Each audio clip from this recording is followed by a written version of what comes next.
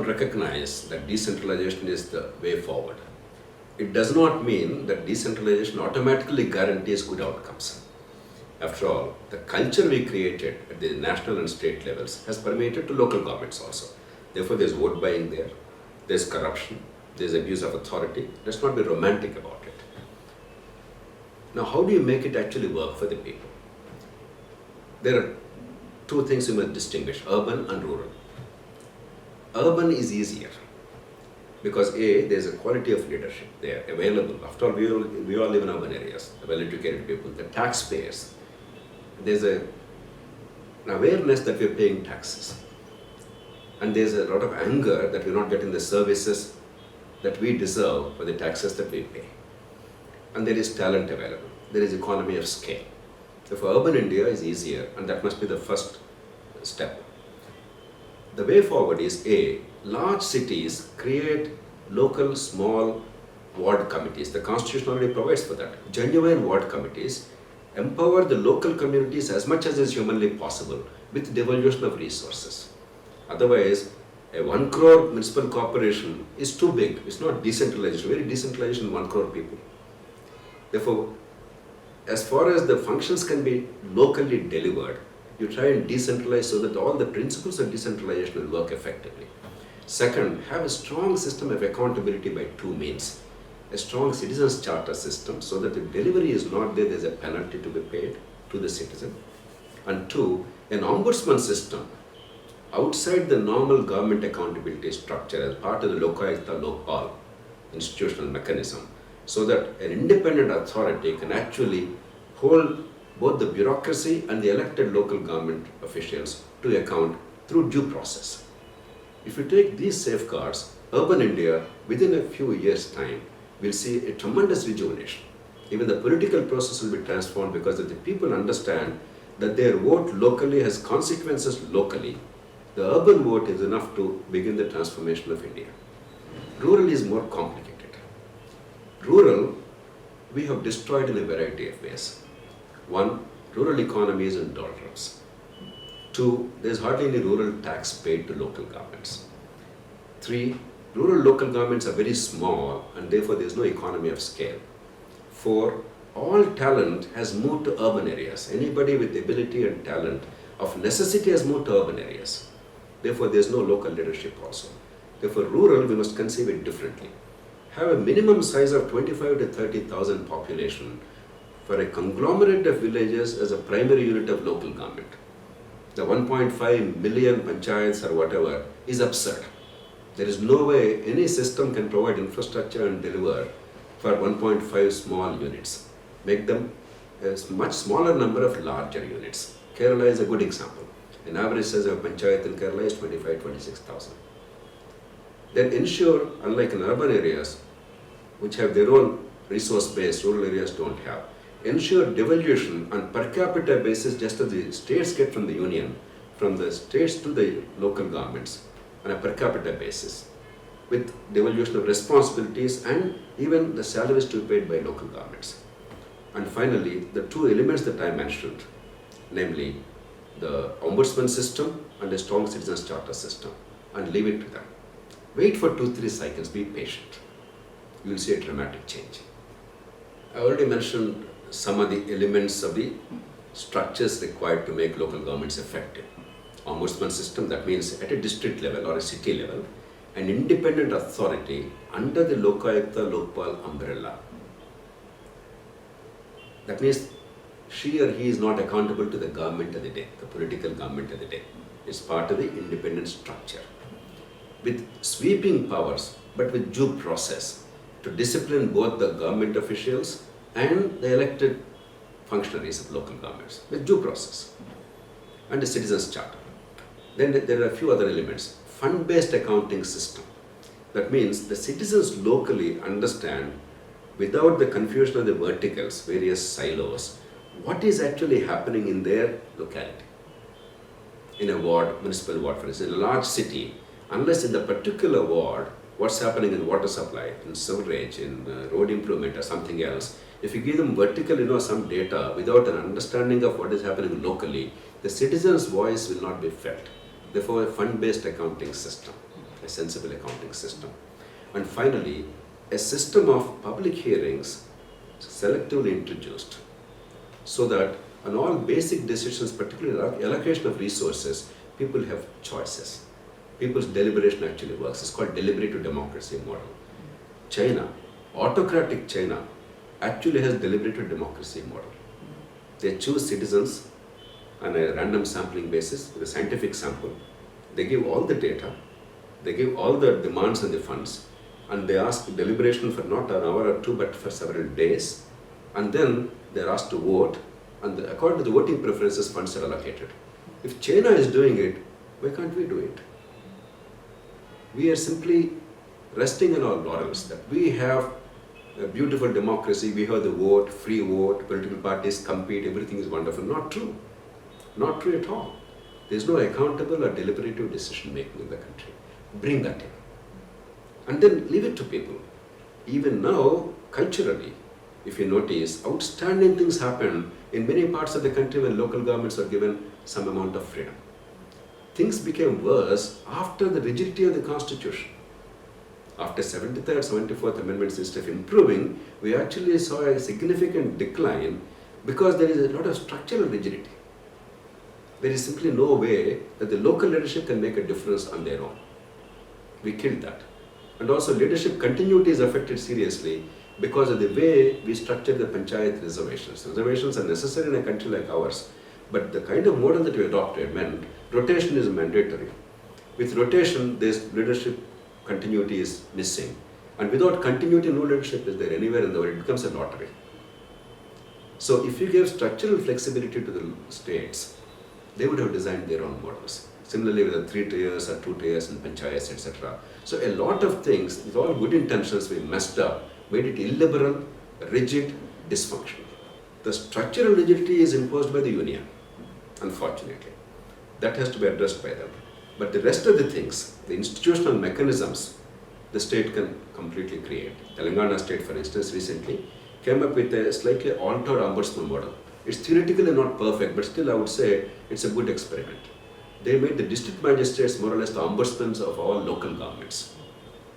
Let's see how it works, but I think the idea is very sound. Empower, but hold them to account.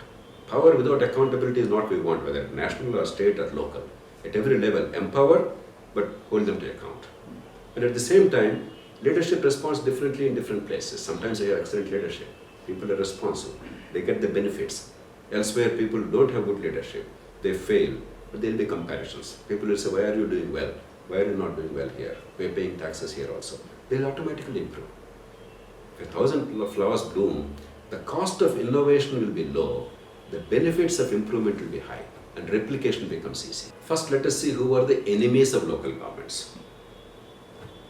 The bureaucracy, the senior bureaucracy, which is secure in a lifetime tenure, which is untrammeled in its power, unaccountable in a large measure. They feel elected local government is a nuisance. 2, the elected MLA in the state, because MLA sees a threat from the local government leaders. There's a competition of the unhealthy kind. Now, given that, if the union government, after all, they are the ones who gave the constitutional structure. The union is not worried about MLAs. The state is worried. Therefore, the state, to empower them, may not be that easy. For the union, to simply remove the constitutional hurdles is easier, because they have no direct link with MLAs and they are not worried about that. They simply can do what Germany has done, for instance. What has Germany done? They made elected local governments with effective authority mandatory. But the structure and other details, they left it to the states. World over, there is not a single country on earth outside of India where the federal constitution decided the design of local governments. India is an extremely sad and dangerous exception. There is not a single example, let me reiterate this. It's absurd for the federal constitution to decide how the detailed design of the local governments is affected. So go back to that, ensure that they are effective, they are real. The state has no discretion in whether or not to constitute local governments, whether or not to have elections, but the detail, leave it to the state. The second is, even if the legal route is not always easy, the finance commission route, Just as the Union Finance Commission is now transferring with that and other resources, the states are getting about 50% of the total budget of the union government. If you take the tax monies of union government, it comes to 65 to 70%. Most people don't realize it. Total budget includes the debt.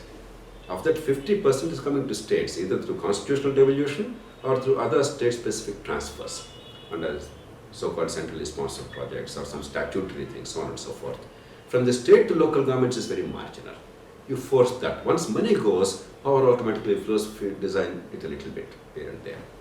The third is, today I am told the government at the national level is seriously looking at a fundamental reshaping of the executive-legislature relationship. Now, supposing we actually have a system of separation of powers, where the government in the states and at the national level is directly elected by the people, is not beholden to the legislators for their survival. And therefore, legislators cannot interfere on a day-to-day basis in decision making. Your contracts, your tenders, your postings, transfers, police cases, all these are decided by the legislators locally. That's not what the law intends. We repeatedly talked about rule of law failure. One of the key reasons, apart from the legal system, is the political interference on a day-to-day basis. No government can withstand that. Supposing the government is separately elected, the head of the government, like an American model, then there is no fear of the MLAs. In fact, MLAs will be more than happy to become effective local government leaders. They are not entering the assembly in order to improve the content of debate. They are entering the assembly because they want to be disguised executives. They want to have a share in the executive power. They might as well exercise the executive power at the local level, honestly. Therefore, if you alter the system to that, that becomes much easier. Anyone or a combination of all these routes is possible.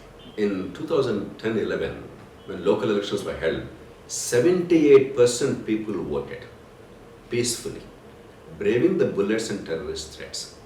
It was a resounding verdict in favor of India and Indian democracy.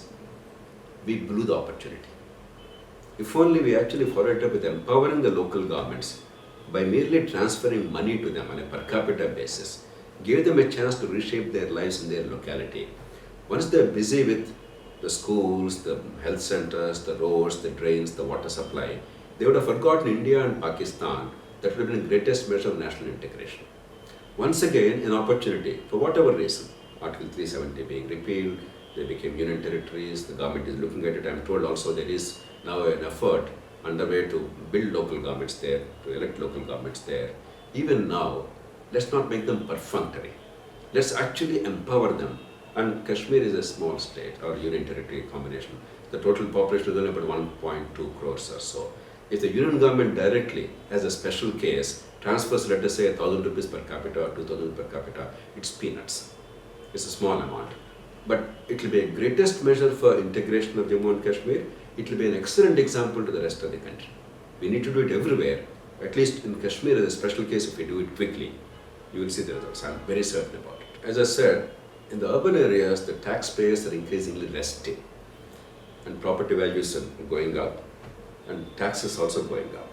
And for the first time, people feel the pinch of local taxes. Each of us is paying significant amount of local taxes, and therefore each of us is actually quite unhappy about, the moment there is a bit of rainfall, there is flooding, mosquito and dengue fever, drains overflowing, educational care in shambles, etc. So I think there is now a base. If we start with the big cities, urban areas, and in that again big cities, where there is leadership, the cities are self-sufficient today, city governments increasingly, they're paying taxes. I think the governments will be forced to hear for political reasons. And if the government of India actually looks at the 8 or 10 biggest cities of India, cities with more than 5 or 6 million population, mega cities, for India's economic growth, link it with economic issues, not only political but also economic growth. If the cities are well managed, India's growth will pick up significantly. About 50% of all the demand for consumer goods in India is in the 8 big metropolis of India. Therefore, the way you manage the cities has profound consequences in terms of the economic growth momentum in the country. If the Modi government, which is deeply committed to economic growth, takes this as a big issue and says, even if the whole country's governance structure in terms of local governments cannot be altered overnight, let us create a framework for these 8 or 10 cities. build a consensus around that. I think the need, economic need of the country at one level, and the growing clout of the urban middle classes who are taxpayers and who are also otherwise vocal and influential on the other hand, they both give us a tremendous opportunity.